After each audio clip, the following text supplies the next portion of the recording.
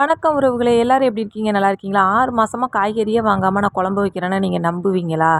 அப்படிதாங்க நான் 6 மாசமா கடையில காய்கறி பச்சை காய்கறியே நான் வாங்குறதே கிடையாது. வெறும் வெங்காயம், தக்காளிய மட்டும் வாங்கிட்டு, எப்படி நான் 6 மாசமா வீட்ல குழம்பு வச்சு சிக்கனமா என்னோட ஃபேமிலி வந்து ஓடுதுங்கிறத கண்டிப்பா இந்த வீடியோ ஸ்கிப் பண்ணாம கேட்டிங்கன்னா உங்களுக்கு புரியும்.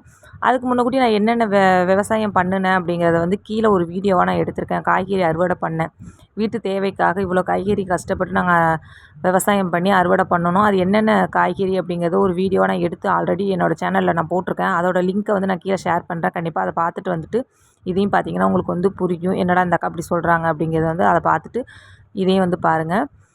வந்து 6 மாசமா வந்து கத்திரிக்காய், பச்சை மிளகாய், தக்காளி இதெல்லாம் நான் விவசாயம் பண்ணுனேன் என்னோட தோட்டத்தில.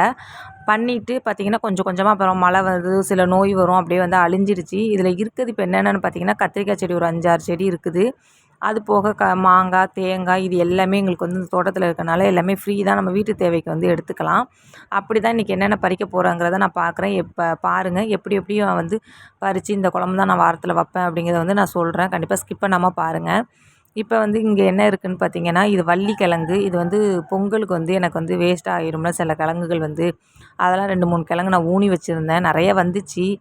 அதுக்குள்ளேயும் வந்து டிராக்டர் வண்டி வருதுன்னு சொல்லிட்டு அதை உழவடிச்சு போட்டாங்க தெரியாமல் அந்த கிழங்கெல்லாம் இருக்குங்கிறதுக்காக. இது தப்பிச்சது வந்து ஓரமாக இருந்ததுனா வள்ளிக்கிழங்கு. அது வந்து இஞ்சி. இது 2மே அறுவடை சீசன் இன்னும் வரலை. கண்டிப்பாக நான் அறுவடை பண்ணும்போது உங்ககிட்ட நான் சொல்கிறேன். அதை களை மட்டும் வெட்டி வைப்போம் அப்பப்போ. அடுத்து பார்த்திங்கன்னா, என்னோடய தோட்டத்தில் தேங்காய் வந்து எப்போதும் என் வீட்டு யூஸ்க்கு வந்து நான் தேங்காய் எடுத்துக்கலாம். கடையில் வாங்கணுங்கிற அவசியம் கிடையாது. வீட்டு தேவைக்கு சட்னி, குழம்புக்கு எல்லாத்துக்குமே தேங்காய் வந்து நான் எடுத்துக்கலாம். இங்கே இருக்கனால, தோட்டத்தில் இருக்கனால.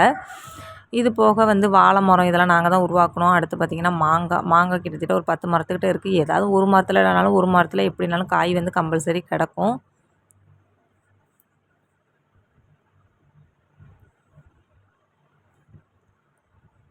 மாங்காய் 2 மாங்காய் அடித்து எடுத்துக்கிட்டேன். இது வந்து மறுநாள் கருவாட்டு குழம்பு வைக்கணும்னு நான் முடிவு பண்ணியிருந்தேன். அதனால் சரி நம்ம காய்கறி பறிக்கிறத நம்ம ஒரு வீடியோவாக போட்டுருவோம் அப்படின்னு சொல்லிட்டு தான் சரின்னு பறித்தேன். 2 மாங்காய் எடுத்துக்கிட்டேன்.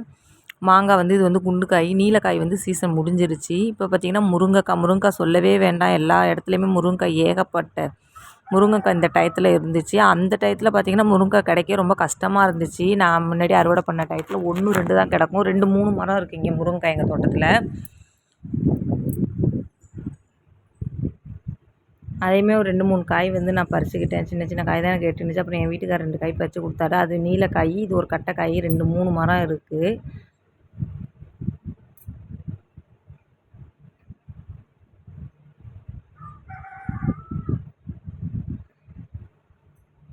அப்புறம் வந்து பார்த்திங்கன்னா வெள்ளை கத்திரிக்காய் தான் இங்கே வந்து திருநெல்வேலியில் வந்து அதிகமாக யூஸ் பண்ணுறது வெள்ளை கத்திரிக்காய் தான் யூஸ் பண்ணுவாங்க.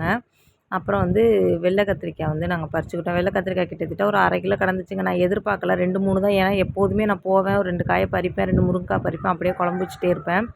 இது பார்த்திங்கன்னா கிட்டத்தட்ட அன்றைக்கி பறிக்கும் பொழுது ஒரு 1/2 கிலோ கத்திரிக்காய் இருந்துச்சு. எல்லா செடியும் எடுத்து விட்டு நானும் என் வீட்டுக்காரும் பறித்தோம். அதனால் ஒரு 1/2 கிலோ கத்திரிக்காய் இருந்துச்சு. இதை வச்சே தாங்க நான் வந்து சாம்பார், கத்திரிக்காய், முருங்கைக்காய், மாங்காய் போட்டு சாம்பார் வைப்பேன். அப்புறம் ஒரு நாள் விட்டு ஒரு நாள் பார்த்திங்கன்னா கத்திரிக்காய், முருங்கைக்காய் போட்டு புளிக்குழம்பு வைப்பேன். அப்புறம் கருவாட்டு குழம்பு வைப்பேன். கருவாட்டு குழம்புக்கு கத்திரிக்காய், முருங்கைக்காய் போட்டு வச்சா நல்லாவே இருக்கும். அதனால் அதை வைப்பேன். இப்படி தாங்க ஒவ்வொரு நாளும் எங்களோட லைஃப் வந்து ஓடிக்கிட்டு இருக்குது. இதில் காய்கறி, கேரட்டு, பீன்ஸு மற்றபடி எந்த காய்கறியுமே வெளியிலலாம் போய் வாங்குறதே கிடையாதுங்க. இது என்னென்னு பார்த்திங்கன்னா பச்சை மிளகாய் ஒரு செடி இருந்தது. அதை என் வீட்டுக்காரர் தெரியாமல் பிடுங்கிட்டாரு. அதில் உள்ள 2, 3 காய் இருந்துச்சு. அதையும் நான் பறிச்சுக்கிட்டேன். இப்படி தான் எங்களோட ஃபேமிலி வந்து ஒவ்வொரு நாளும் போயிட்டுருக்கு. காய்கறி கடையில் வாங்கி செலவு பண்ணாமல் இப்படியே வீட்டில் இருக்கிறத சிக்கனமாக நாங்கள் ஓட்டிகிட்ருக்கோம். இதுக்கு முன்னாடி நிறைய காய்கறி போட்டிருந்தேன். சொரக்காய், அப்புறம் அவரைக்காய் இந்த மாதிரி காய்கறிலாம் நான் போட்டிருந்தேன். அதெல்லாம் அறுவடை முடிஞ்சிருச்சு. காயெல்லாம் ஓஞ்சிட்டு இனிமேல் மழை சீசன் வருதுல்ல, இனிமேல் கத்திரிக்காய், தக்காளி நாற்றெல்லாம் வந்து பாவி கண்டிப்பாக இந்த மழை சீசன் முடியும் பொழுது நாங்கள் கண்டிப்பாக விவசாயம் பண்ணுவோம். அந்த வீடியோ அடுத்து வரும். இந்த சேனல் பிடிச்சிருந்தா சப்ஸ்கிரைப் பண்ணி வச்சுக்கோங்க. அடுத்து ஒரு சூப்பர் வீடியோவில் உங்களை வந்து நான் பார்க்குறேன். எல்லா வீடியோக்கும் கொஞ்சம் சப்போர்ட் பண்ணுங்கள் ஒருவேளை நீங்கள் சப்ஸ்கிரைப் பண்ணலனாலும் பரவாயில்ல, ஒரு லைக் பண்ணி விட்டு போங்க. இந்த மாதிரி வீட்டில் விளைய வச்சு காய்கறிகள் விவசாயம் பண்ணி உங்களுக்கு சமையல் பண்ணி சாப்பிட ரொம்ப பிடிக்குமா? கண்டிப்பாக வந்து கமெண்டில் சொல்லுங்கள். பாய் உறவுகளே, அடுத்த ஒரு சூப்பர் வீடியோவில் பார்க்கலாம்.